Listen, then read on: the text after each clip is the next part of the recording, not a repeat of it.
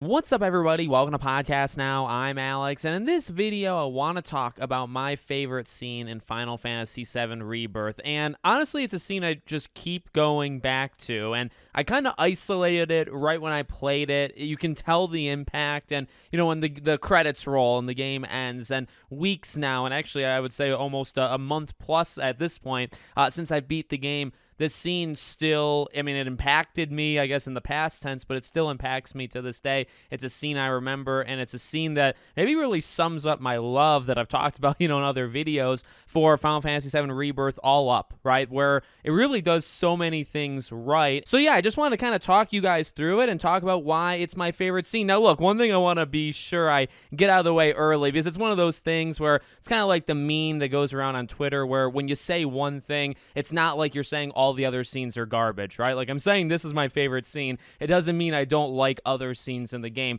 There's plenty of moments in this game from start to finish with all these different characters. That's the biggest strength of this game, is the characters and their connections to each other, right? And I've been saying that since day one. There's a lot of scenes that stick out, and even one in particular, maybe like an honorable mention, Tifa and Cloud. When Tifa wakes up after Cloud almost, takes her out, I think that back and forth was very, very powerful. I think it was well acted, well written, and had emotion, had a little, a sense of humor, I guess, to it, right? Really did a lot of things right. But this scene with Aerith and Cloud, their date, their conclusion of their date in the quote-unquote, dream world, which, as we've talked about, I don't actually think was a dream. I think it's very, very clear, at least to me, that this is just an alternate timeline, right? Just another kind of parallel world. So this is the one that really stands out to me.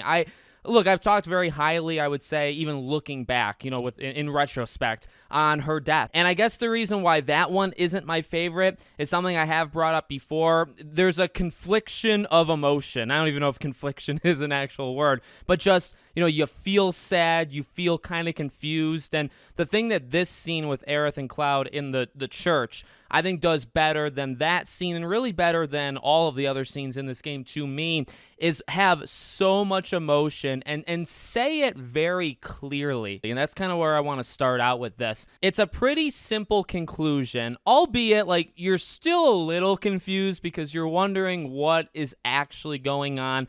You or Cloud, I guess, kind of represents us, right? Although I think us as the players do know a little bit more about the situation than Cloud does in the moment, right? Cloud is pretty lost throughout the entire date sequence, and I would say the entire thing, right? From when he wakes up and Aerith wakes him up and basically says, like, hey, we don't have a lot of time. Like, let's go out there, let's have some fun.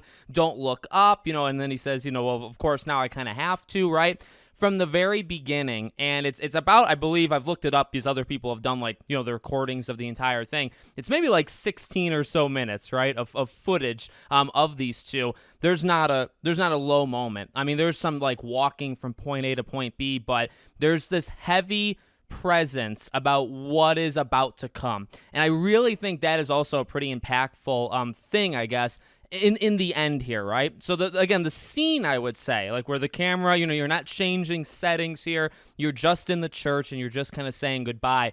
It is my favorite. It is so emotional. I just watched it literally before I hit record on this video again with the music blaring because I remember the music really standing out. It is phenomenal how the music kind of captures it and kind of has highs and lows. It starts with a very kind of mellow theme going on, right? And by the end, when she pushes him, and even before that, I would say as like the rainbow floor, right, starts to appear, the music like kicks into freaking, overdrive. And I think it's just absolutely epic. And again, I would say it's simple in the sense that you're just having these two characters. There's no like heightened emotions that you get in some of the other scenes, right? So that while there is a little confusion of like, where are we? And is this all in his head? And again, like he's pretty confused. Us as players, I feel like, again, we kind of have the one up on him.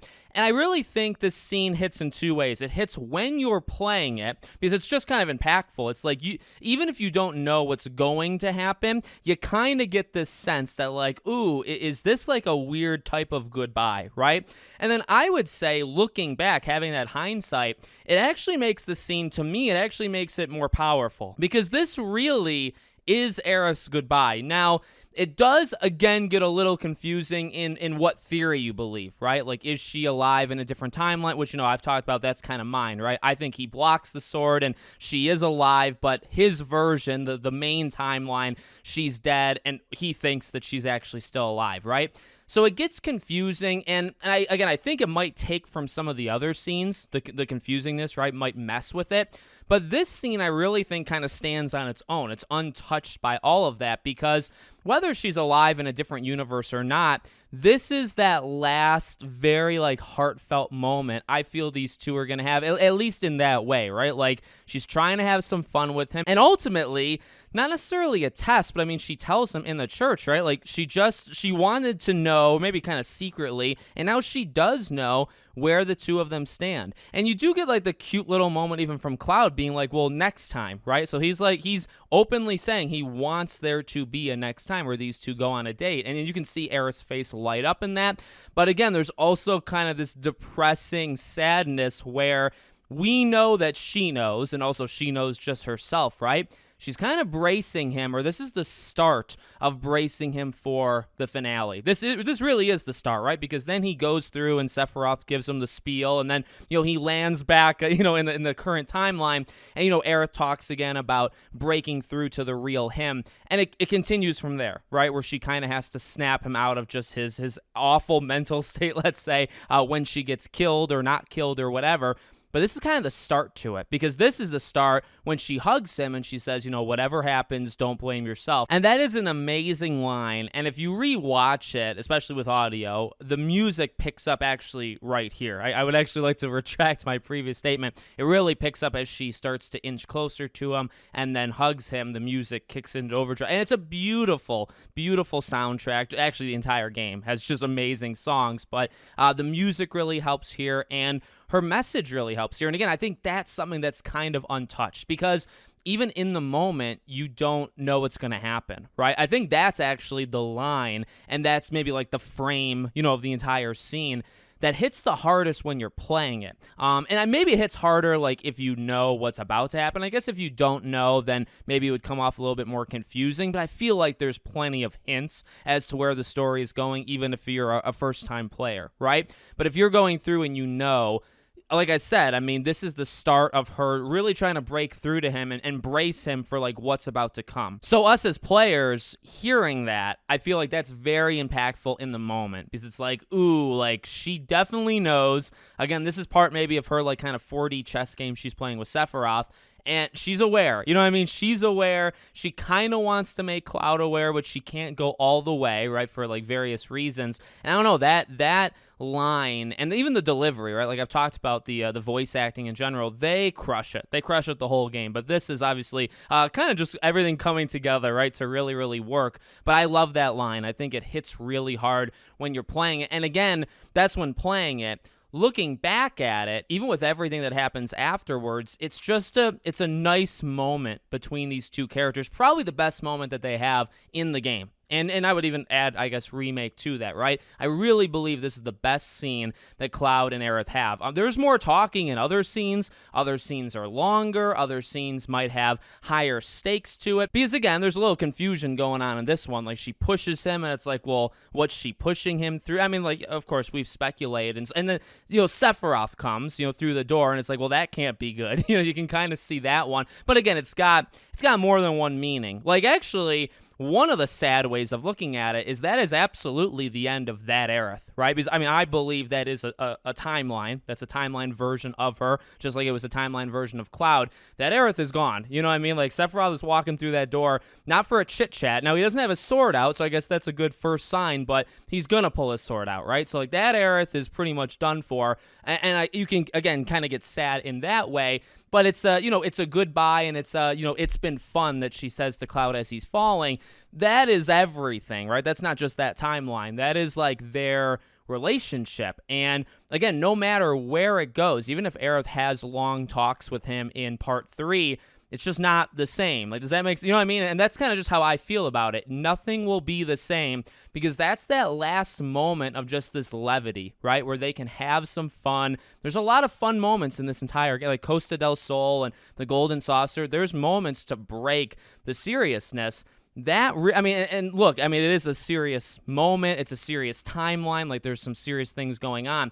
But that is like the last kind of calm moment that you have, because after that, you're in the Forgotten Capital, things happen, and no matter what happens afterwards, like, Cloud's mental state is severely messed up, and everything is messed up. This is that last moment of them just kind of hanging out, getting some closure, primarily Aerith, but it serves a lot of different purposes. So, again, like, I can talk about it all day. I love the scene. I love a lot of the scenes in this game, but that is one that, I don't know, I've seen it online, too. Like, I'm not going with popular opinion. When playing it, this scene stood out to me. This scene stood as, like, brace yourself for impact, right? Because what we're about to do in the next hour and a half of this game, it's going to get real. And so that's kind of how I felt in the moment. Again, you can feel that kind of goodbye. You can feel sadness. You can kind of feel that loss even just kind of beginning in this scene. And then obviously it goes further from there. And then even looking back at it, like, there's no debate in my mind at all.